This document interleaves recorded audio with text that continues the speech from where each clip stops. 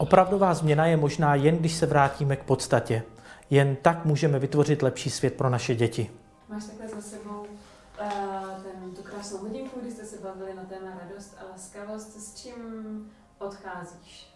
S hezkým pocitem. Mám z toho opravdu radost. Myslím si, že nám to krásně sedlo, že i to složení hostů, že jsme spolu moc hezky ladili.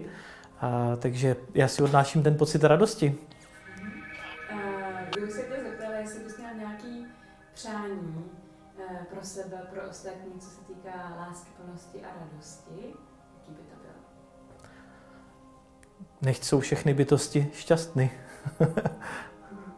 A měl bys nějaký třeba osobní tip pro to, když má někdo problém vlastně aktivovat tu radost svoji? Já myslím, že tam je důležitý dovolit si prožívat i smutek. Dovolit si prožívat to, co se mi zrovna děje, tak, aby se ten tlak uvolnil, protože ta radost nepřichází kvůli tomu, že je ve mně velké napětí, je ve mně mnoho zranění a bolestí. A tohle je potřeba uvolnit, klidně i skrze slzy propustit. Pak může teprve přijít radost. Je potřeba té radosti udělat místo.